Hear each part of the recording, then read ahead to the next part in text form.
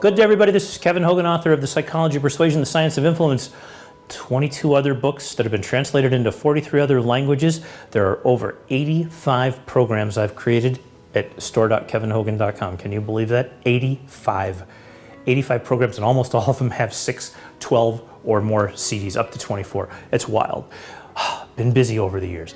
Today, after the sale, what can happen after the sale? Making the sale is not always the most difficult problem. Getting the girl to go out with you is not really, that is not the hard part. As I've told you for years, I can show you how to get the girl to go out with you. Getting her the second time, that's your deal, okay? All right, that's just gonna depend on how clean the car was, what the restaurant was like, how the wine was, what the food was like, and all those kind of things. That I can't control. First time, we can make it. So we make the sale today. We get the agreement, she went out with us, the kids did what we asked them to do, person bought the product from you. But now there's 3 things that typically happen after the sale. These things happen predictably, all right? The first thing is buyer's remorse. You leave and they go, oh, I shouldn't have done that. So in other words, you go out with a girl and she has a fun time and she's kind of excited, and then she gets talking on the phone, and then she's talking with one of her friends, and this friend starts to talk her out of the fun that she just had. And pretty soon, the little drop of ink turns the whole thing into darkness, and you're like, that's very interesting. That's how the brain really does work. That's called buyer's remorse, right? Buyer's remorse. Now, the next thing that could happen after you make the sale, after the person goes out with you or whatever, is anticipated regret. In other words, you start to think, geez, I hope I don't regret this. You know, I could have gone out with him tonight, or I could have bought that, or I could have bought that one, or I could have moved over there. Those are all very real things too, by the way. And that's anticipating that you're going to regret this in the future. So it has nothing to do with today, but people predictably will anticipate regret into the future, okay? And the third one is the real mess, okay? Because here, the person has thought and decided thoughtfully, right? Well, I could go out with that guy, or I could go out with you. And they've taken time. Time, by the way, I'm going to show you in a second, is a disaster. So they've thought about it. They went out with this person, they pick you, okay? So now what happens is what's called option attachment. This happens almost always, okay? Almost always. So here's how it works.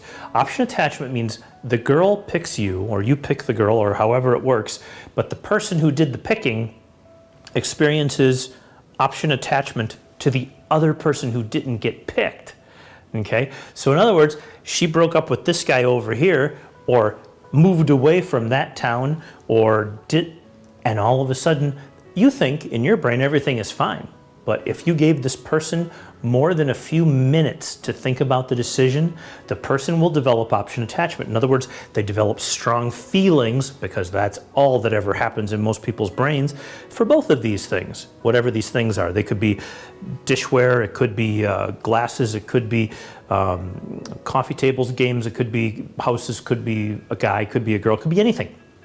And so the person thought about this, they gave this, they actually wrote everything down on paper.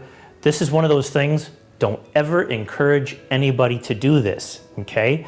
I always tell you to get things written down, but if you take the time to get people to write it down without actually knowing how to make decisions with paper, and I haven't shared that with you here, so don't do it, okay? It's very complex, okay? But what you don't want is an even number of things, or like 7 to 5 or 6 to 4. This is not a good way to, A, it's not a good way to make decisions in the first place, but B, you certainly don't want it when somebody's life, or where they're gonna move, or the car they're gonna spend $50,000 on is involved, okay? So do not do this. Do not let anybody do this until I show you how, and I will in a video. Remind me, send me an email, and I'll do a video just on that. It's not the Ben Franklin close, it doesn't work. That's what causes disasters to happen, like option attachment. So what happens is the person looks at this list, they got their 2 lists here, and they go, you know what, I'll choose this one. And then they actually fall in love with this idea, this strategy, this house, this dishware, this car, whatever it is. And so the person went over here, and now they feel calm here, but now they feel feelings over there. Feeling of calm is a very, very calm, gentle, soft kind of a thing. Feelings over here that are felt are usually more intense because the person said no. They rejected this idea after thoughtfully thinking about it. Okay? So one of the things that you and I can do for each other and the rest of the world is to present ideas and information quickly. It only takes 15 minutes to make a decision. What is it in the Supreme Court? 55 minutes to make a constitutional issue decision? All right, it's not complicated. There's no big decisions in life. If you have to have the surgery, you ask the surgeon, you go ask another surgeon, you ask another surgeon, you get 3 opinions, you find out what the data says, and then you talk to somebody who's in charge of something else aside from surgery, and you collect some information and you make it as quickly as you can. Okay, this way you don't get attached to the other option that you don't pick and then regret later on. Okay, that's what really happens. Option attachment is a disaster. So it's caused by thinking too long, because when people think too long, they really don't think. They really are starting the process of thought by writing things down or comparing apples to oranges, but you can't compare apples and oranges. That house is not the same as this house. That's not how you should make a decision. You have to look at other factors. I'll show you on a different video. So feeling is where choosing becomes losing. And as soon as the person makes their choice, you might think, as the salesperson or as the influencer, thank goodness she chose to go over here. Phew, that's what I was hoping. Or thank goodness we're going to buy that car because that one's junk.